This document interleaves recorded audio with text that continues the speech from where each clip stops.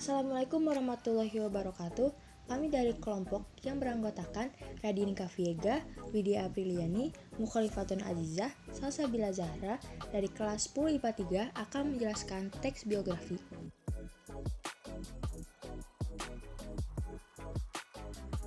Definisi teks biografi menurut Kamus Besar Bahasa Indonesia atau KBBI. Biografi adalah riwayat hidup seseorang yang dituliskan oleh orang lain. Untuk teks yang berisi mengenai kisah suatu tokoh dalam mengarungi seperti sejarah hidup, pengalaman-pengalaman, sampai kisah sukses orang yang dituliskan oleh orang lain. Teks biografi juga memiliki ciri. Yang pertama, memuat fakta. Teks biografi harus membawa suatu informasi berlandaskan kenyataan pada tokoh yang sedang dikisahkan dalam bentuk narasi.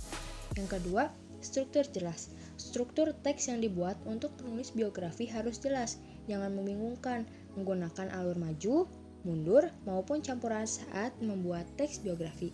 Yang terakhir, bahasa yang lugas. Teks biografi yang dituliskan harus menggunakan bahasa yang jelas, lugas, tidak terlalu memakai ungkapan atau majas. Selanjutnya ada struktur teks biografi. Yang pertama, orientasi. Orientasi ialah sebuah bagian yang mana menerangkan atau menjelaskan tentang pengenalan para tokoh yang di dalamnya berisikan mengenai tokoh yang sedang dikisahkan atau sedang diceritakan di dalam biografi tersebut. Yang kedua, kejadian atau peristiwa dan masalah. Kejadian atau peristiwa ialah bagian-bagian atau aspek yang di dalamnya berisikan mengenai suatu kejadian dan peristiwa yang sudah pernah didapati oleh seseorang. Termasuk juga di dalamnya berisikan mengenai masalah-masalah yang pernah ia hadapi dalam menggapai suatu tujuan. Yang ketiga, reorientasi. Reorientasi ialah bagian penutup dalam biografi. Aspek ini di dalamnya berisikan mengenai pandangan penulis kepada para tokoh yang sedang dikisahkan dalam biografi tersebut. Reorientasi ini memiliki sifat opsional, yang mana artinya ialah bagian ini boleh dicantumkan atau boleh juga tidak untuk dicantumkan. Selanjutnya ada kaidah kebahasaan. Yang pertama, menggunakan kata pronominal personal. Dalam teks biografi, kata ganti yang biasa digunakan adalah kata ganti orang ketiga, tunggal, atau jamak. Contohnya, ia, dia, mereka, atau nama tokohnya langsung.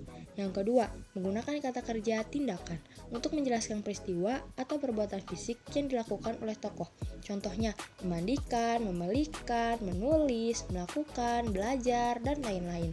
Yang ketiga, konjungsi preposisi, nomina yang berkenaan dengan urutan waktu. Contohnya, sebelum, sudah, pada saat, kemudian, dan lain-lain. Yang keempat, menggunakan kata deskriptif atau adverbial untuk memberikan informasi secara terperinci tentang sifat tokoh. Contohnya, gigih, berani, kreatif, cerdas, dan lain-lain. Yang kelima, verbal mental, penggambaran peran tokoh. Contohnya, menyukai, menghina, diilhami, dan lain-lain. Yang keenam, menggunakan kata pasif untuk menjelaskan peristiwa yang telah dialami oleh tokoh sebagai subjek yang diceritakan. Contohnya, cintai, dikenang, dan lain-lain. Selanjutnya ada keteladanan. Yang pertama, memperoleh inspirasi. Misalnya, perjuangan untuk meraih cita-cita.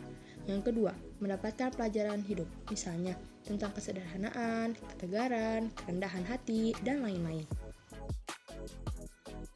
Jenis-jenis biografi. Yang pertama, ada biografi berlandaskan dari penulisnya. Dibagi menjadi dua. Autobiografi ialah biografi yang dikutip sendiri oleh tokoh atau orang-orang yang bersangkutan dengan autobiografi. Yang kedua, biografi ialah biografi yang dikutip atau ditulis oleh orang lain dengan adanya izin langsung dari tokoh yang akan ia kisahkan di dalam sebuah karya tulisnya. Yang kedua, biografi berlandaskan dari isinya. Dibagi menjadi dua juga. Biografi tentang perjalanan hidup ialah biografi yang mengisahkan atau menceritakan tentang perjalanan hidup seseorang atau juga biasa disebut dengan tokoh yang ditulis secara lengkap dan jelas atau juga dituliskan secara ringkas. Biografi tentang perjalanan karir ialah biografi yang di dalamnya mengisahkan atau menceritakan tentang perjalanan karir seseorang tokoh dari awal mula perjalanan hingga ia berhasil untuk menggapai sebuah kesuksesan dan mencapai segala cita-cita yang telah ia impi-impikan selama ini.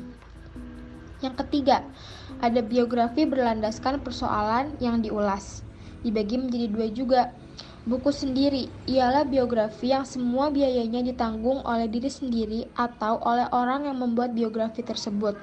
Buku subsidi ialah biografi yang membentukannya atau pembuatannya dibiayai oleh pihak sponsor, entah itu dari segi biaya penulisannya, dari biaya percetakannya, bahkan dari biaya-biaya lainnya yang tidak terduga ditanggung oleh pihak sponsor.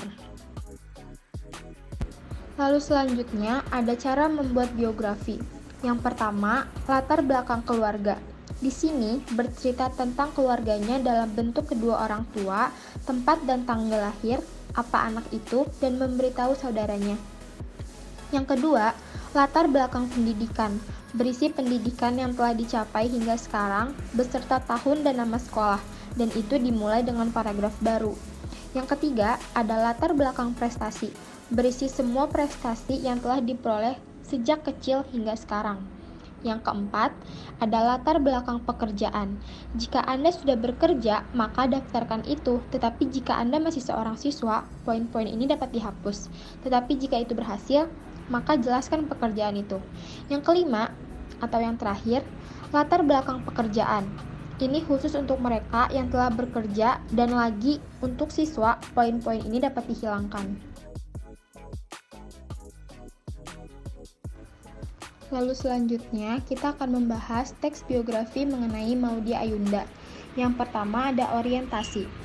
Maudy Ayunda lahir dengan nama lengkap Ayunda Faza Maudia.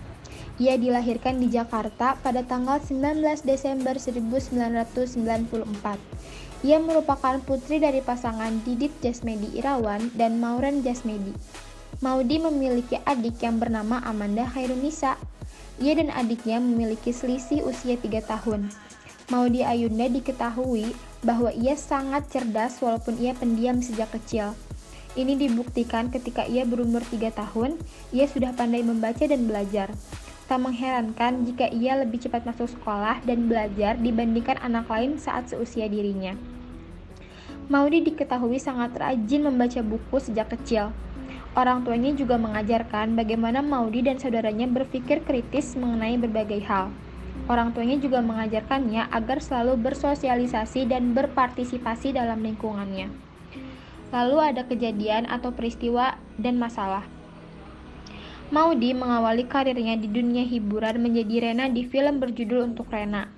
Dia beradu akting dengan Surya Saputra dan rilis tahun 2006 yang lalu. Selain berakting, dia juga sebagai seorang penyanyi ternama di Indonesia, dan sudah banyak lagu yang dia nyanyikan.